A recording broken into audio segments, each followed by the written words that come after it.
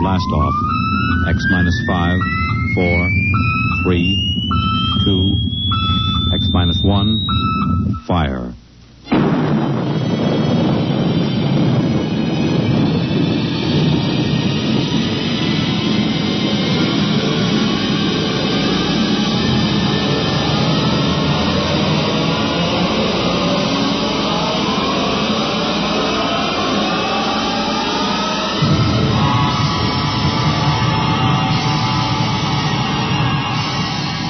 From the far horizons of the unknown come transcribed tales of new dimensions in time and space. These are stories of the future, adventures in which you'll live in a million could-be years on 1,000 maybe worlds. The National Broadcasting Company, in cooperation with Street and Smith, publishers of astounding science fiction, presents X minus 1.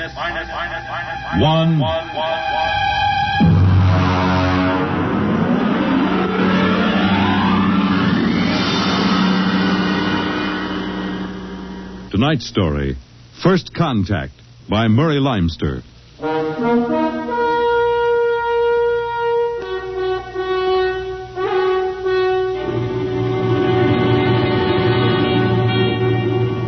They had been in space 6 months now, moving with the incredibly faster-than-light speed of the overdrive. In 6 months, they had gone from Earth outward and outward to the crab-like nebula with the twin stars. A routine flight of exploration and scientific research. Solid object about 90,000 miles away, sir. Located, Dort. Exactly. Identify it. A small object, sir. Hey, Captain, I've never seen anything like this before. Whatever it is out there is coming toward us at an incredible speed and retreating to zero just as rapidly. What's the mass of the object, Dort? Well, it varies with the distance from us, sir. Step up the scanners. Nothing, sir. Absolutely nothing shows out there. And yet there must be something. Those alarms are foolproof. Action stations, man all weapons. Condition of extreme alert in all departments immediately. Captain, what is it? Dort, I ran into the same thing once before on the Earth-Mars run. We were being located by another ship, and their locator beam was the same frequency as ours. Every time it hit, it registered as something solid and monstrous. But, Captain, we're the only Earth ship in 18 light years around. How? I didn't say it was another Earth ship out there, Dort. Another race? That's right. There's a spaceship out there, all right. But it's not manned by human beings.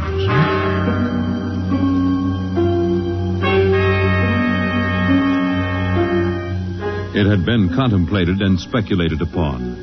Mathematically, it was almost a certainty that such a race existed. But in 18,000 Earth years, no human spaceship had ever encountered them. Now the situation was precipitated, and somewhere outside the Earth vessel there was an alien race. Of what shape? Of what quality? Of what psychology? It's moving, sir. Heading right for us. At that speed, we'll be in touch in 10 minutes.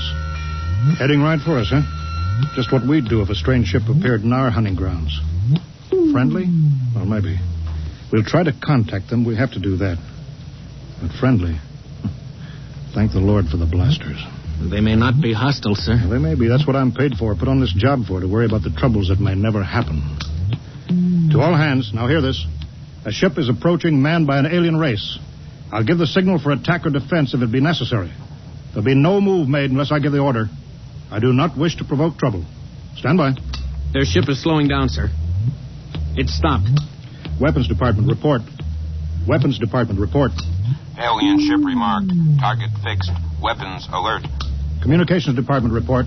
Communications Department, report. We're receiving a modulated short wave, sir. Frequency modulated. Apparently a signal. Not enough power to do us any harm. We'll try to make some sense out of it. Report any progress to me immediately. One thing in their favor, sir.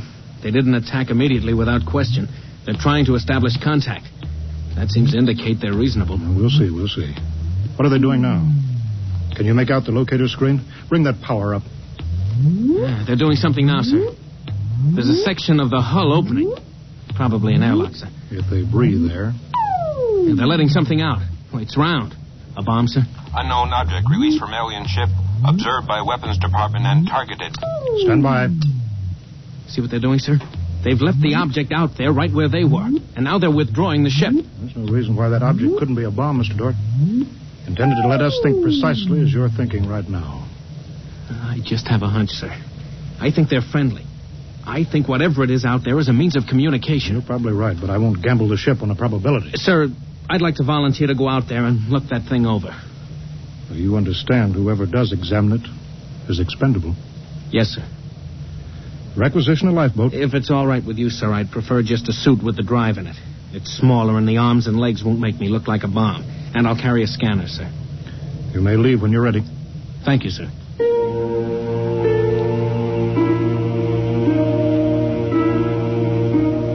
I'm all ready. Clear the lock and let me out.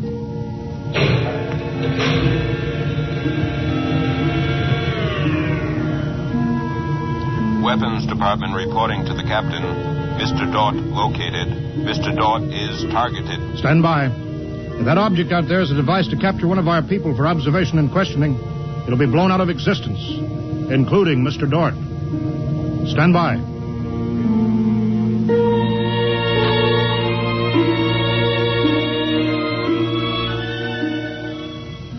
Mr. Dort.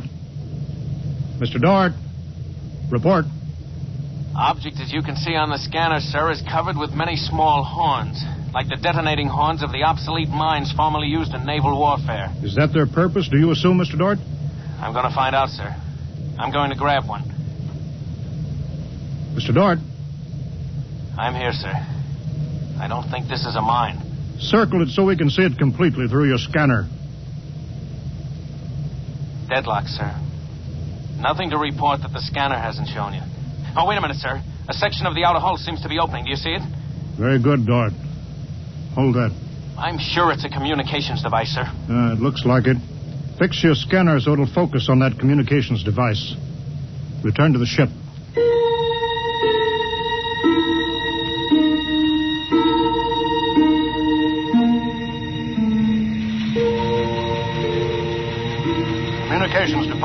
Communications Department. Progress report, please. We've established communication, sir. Is there a psychologist on the team down there with you? Yes, sir. Mr. Burns is working with us. Will both of you please report to the bridge at once?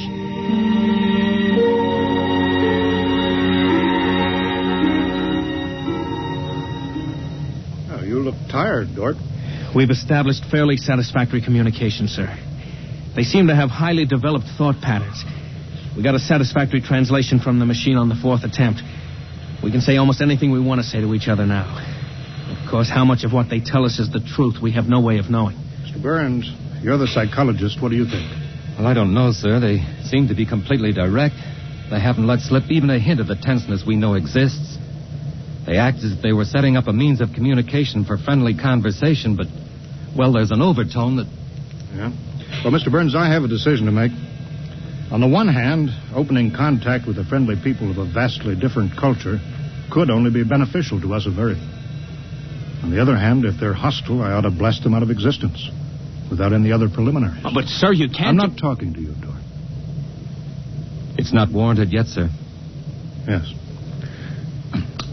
Now, hear this, all departments. Hear this, all departments. This ship is on an extended alert. Provisions will be made so that personnel can have maximum rest and nourishment.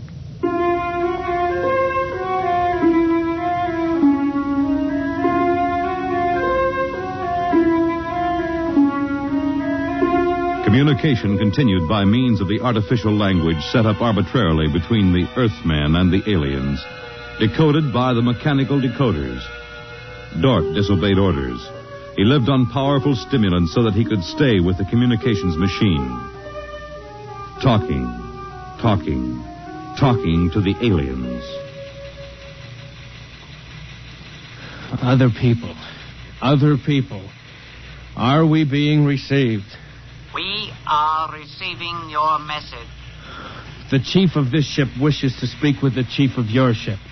The message is heard by the chief of this ship. The chief of this ship communicates that he will hear the message of the chief of that ship. Go ahead, sir. People of the other ship, I'd like to say the appropriate things about this first contact of two dissimilar civilized races. and of my hopes that a friendly intercourse between the two peoples will result. People of that ship, what you say is all very well, but is there any way for us to let each other go home alive? That's all, sir. They've stopped sending. Very direct people. Very direct. But, sir, I don't follow. I didn't know what that meant. Is there any way for us to let each other go home alive? It means what it says, Dort. Sir, what's to stop us from just cutting communication and leaving, and they can do likewise? What's to stop us? Simply that whichever ship leaves first will be followed by the other. If they find Earth and get back to their own planet and we don't know where that planet is, Earth will be completely at their mercy. If they leave first, we'll follow them. We'll attempt to find their home planet. Dort, could you swear to any decision that the policymakers on Earth will come to? Sir, even if they do follow us, the closer we get to home, the more of our ships and weapons they'll face. They'd never get away. Well, how do you know that they can't communicate with their home planet without returning? We can't, sir. How do you know they can't? I don't, sir. So that's the situation. We'll sit out here, facing each other, trying to outguess each other, until time wears us out. And we'll have to face the fact. Either they destroy us or we destroy them. Navigation officer, attention. Navigation officer, attention. Every star map on this ship is to be prepared for instant destruction. The chief of this ship wishes to know whether the chief of that ship can suggest an answer to the problem concerning us both. Do you want me to answer that, sir? I'll answer it myself. Tell me when to talk. Now, sir. I am giving that matter personal attention. Every effort will be bent to the solution of this problem. Will you consider a temporary truce in the meantime? What would a truce gain? Could we trust you? Would you trust us? I suggest that we continue as we have up to this particle of time. I agree. Sign off, George.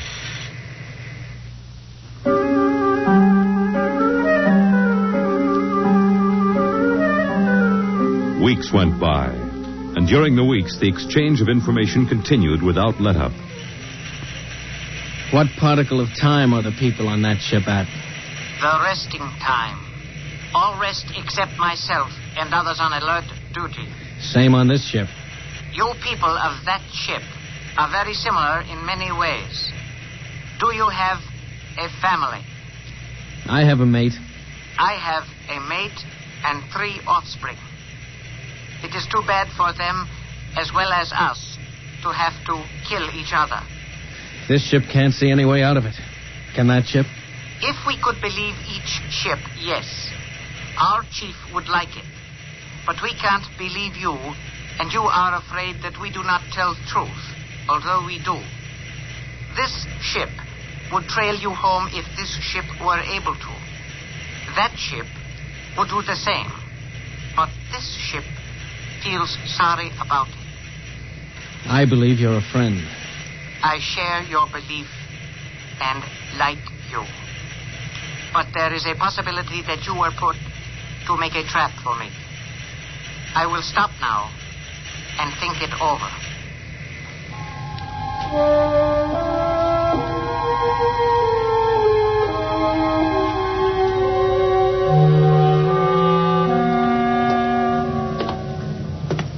Just sit down, Dort. Control yourself. We're all under tension. Doesn't do any good to pace like some caged animal. Yes, sir. All right, now I've read the complete transcription of your conversations with this one alien. What does it prove, Dort? Sir, these people are so much like us in their thinking. Well, sir, they're likable. They're likable and they breathe oxygen. Their air is 28% oxygen instead of 20. But they could do very well on Earth. It would be a highly desirable conquest for them. Dort, I'm as set against violence as you are. I don't see any way out of this. And I think we've got to break this status quo. So if in 70 hours we don't see any other way, then I have no further choice. I'll blow them to bits.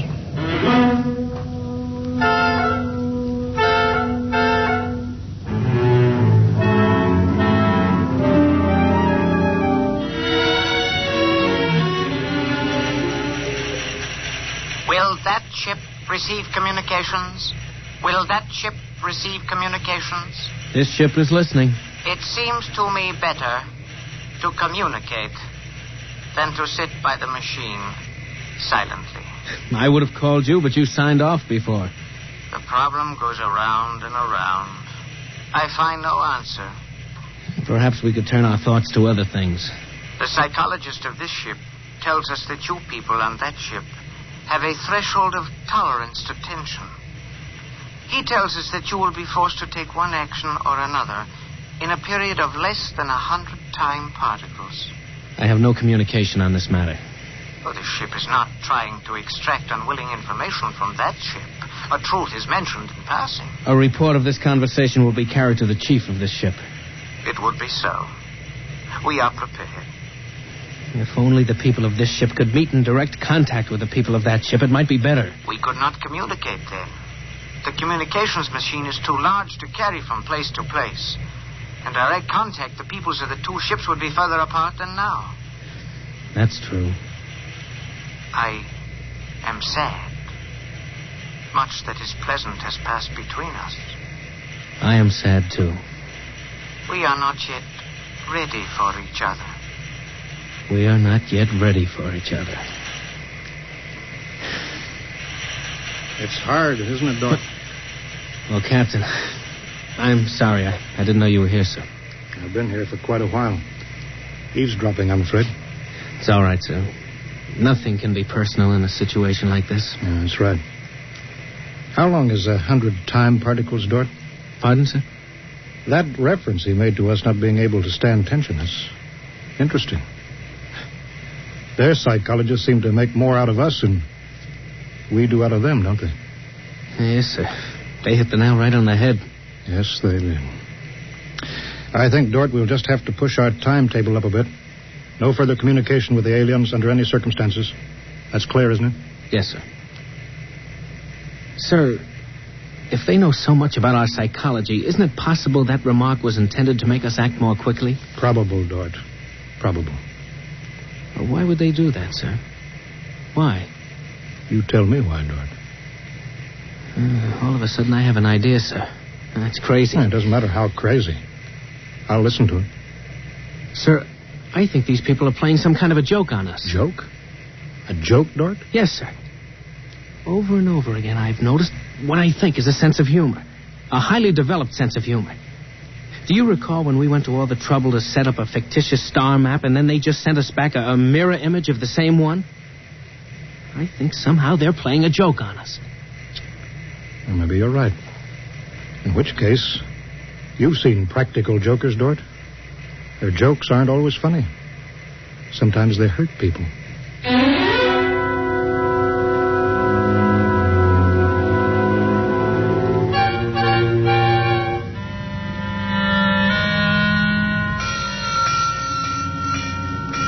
All departments, man, instant alert. All departments, man, instant alert. Report instantly. Report instantly. Weapons Department alerted. Target, the enemy ship. On target, sir. Stand by. Fire!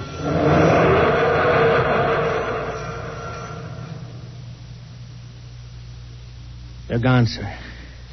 Not a trace of them left. Not a tiny trace. Now we can go home.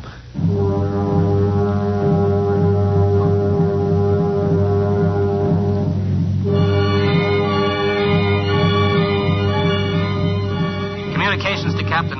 Communications to Captain. Report. Sir, I'm picking up new signals. Same frequency as the original alien signals. That's impossible. That ship was destroyed. I'm receiving signals, sir. Set the machine up. We'll be down there in a minute. Mr. Dort, come with me, please.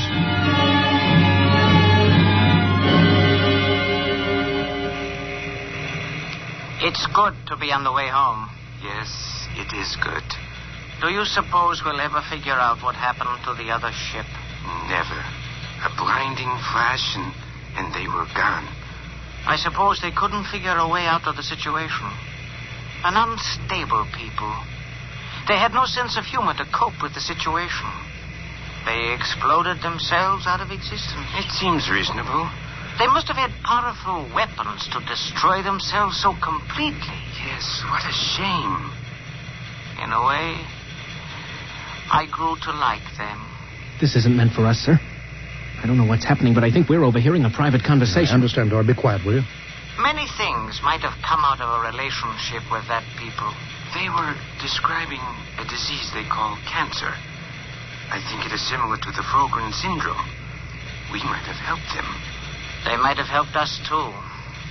Well, too bad. We'll never find them again, I think. The odds of such a chance meeting in the vast space of the whole universe. There are no figures for such odds, are there? Turn it up, Dort. Turn it up louder. That's all there is, sir. The signal stopped there. Sir, I don't know how, but somehow when we fired at them, we didn't destroy them, but we did set up a condition whereby they've become invisible to us and we've become invisible to them. Captain to Engineering Department. Halt, forward motion. Captain, why are we stopping? Listen, Dort, you say they're invisible. All right, they are. But they're not destroyed because we just heard them. They're out there somewhere. Invisible. Well, you heard them, sir. They're heading for home. We're invisible to them, too, sir. How do you know, Dort? How do you know this whole thing isn't a setup? Well, suppose that's true, Captain. You heard their conversation. They weren't talking like any monstrous people. They seemed decent and warm, just as decent and warm as we are. How do you know this conversation wasn't planted, deliberately set up for us to hear? How do you know that, Dort? Yes, sir, you're right. They may be out there and they may not. They may be telling the truth or they may be trying to trick us. They may be friends or they may be the most deadly enemies. You said they had a sense of humor, Dort. What a joke to play. To deliberately set up a situation where we wouldn't know fact from fantasy, truth from lie. Wouldn't that be a joke, Dort? Yeah, but we don't know that they did that, sir. And we don't know that they didn't. We don't know anything. Sir, does that mean we never go home again? I don't know.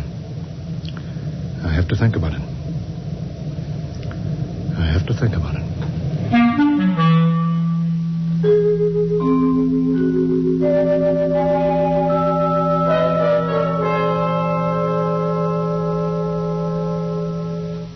You have just heard X-1, presented by the National Broadcasting Company in cooperation with Street and Smith, publishers of astounding science fiction. Tonight, by transcription, X-1 has brought you First Contact, written by Murray Leinster and adapted for radio by Howard Rodman. Featured in the cast were Wendell Holmes, Bob Hastings, Clark Gordon, William Lally, and Stan Early. Your announcer, Fred Collins. X-1 was directed by Daniel Sutter and is an NBC Radio Network production.